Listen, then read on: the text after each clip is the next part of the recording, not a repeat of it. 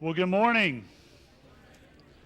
We are glad for you to be with us today to worship here at Oak Ridge.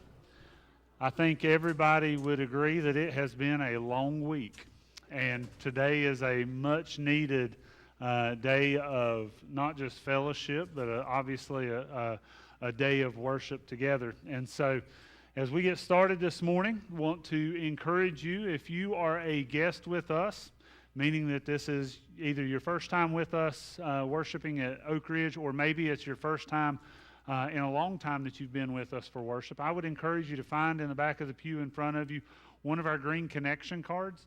And if you would, take just a few moments and fill out the back side of that, or there is a QR code that you can scan in the bulletin and do it digitally on your phone if you want to do that. But that is a way that you can connect with us, and we can answer questions that you might have about the church and help get you plugged into some things. And so I would encourage you to take just a moment and either fill it out in paper form or in digital form this morning. But we're grateful for you to be with us this morning and look forward to a great time of worship together today. Before I hand the podium over to Pastor Jacob for announcements, I do want to share with you a couple of, not really announcements, but really some information.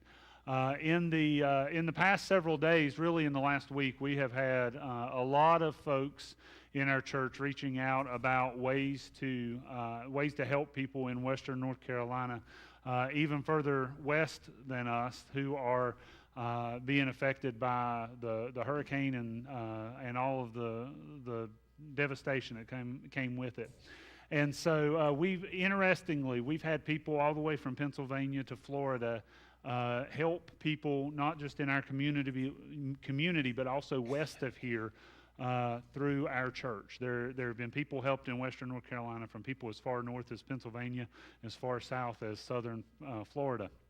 But we wanted to make sure that our folks and folks in the community knew how they could funnel resources to those that are in need by using the church as an option for that. One way that you can do that, as you see there on the screen, is that you can give online. If you normally give online, one additional option that you have is under the drop-down box where you see Annie Armstrong and tithes and offerings and other things like that.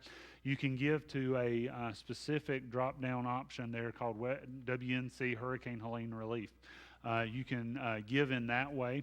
Another way is that on Sunday mornings, if you have an offering or a gift that you want to give towards this, put it in an envelope and mark it Hurricane Relief. And we'll get it funneled into the same pot and then use that in those regards. The last thing is we're working to have a trailer collection here at the church outside of our normal Kentucky coal mine trailer. And so we are in the process of getting connected with a church between Burnsville and Micaville. And we're working to get a list from them of items that they specifically need. There are a lot of items being sent to Western North Carolina, and all of it is well needed, but some of it may not be needed right at the moment and may be needed later. So we're trying to make sure that what we do well, and we do for the good of the people in Western North Carolina. And so I can give you on the list there, or on the screen there, 3 things that they are going to need immediately. In the next 10 days, the temperature of a night in Burnsville is going to get down to 40 degrees. It'll be in the 40s most nights, and so it's going to be extremely cold for people who have nothing. No house, no car, no nothing. So it's going to be extremely cold for them. So talking with our missions and evangelism director, we are going to be moving our coats for the city, coats for Burke. We're going to actually be moving that into collecting coats to send to people near Burnsville. And so they need coats. They're going to need warm clothing.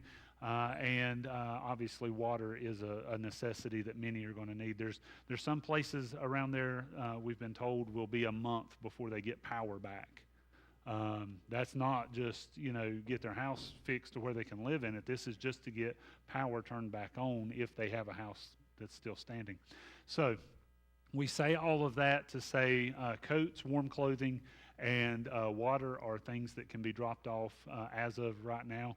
The trailer will be in the front of the church parking lot in the next couple of days, and we'll make that available. One of the things I would say is that if you're going to bring it other outside of Sunday or Wednesday, bring it between church office hours 9 to 2, Thursday through Friday, and then we can help coordinate. We'll need some volunteers to help get that stuff loaded.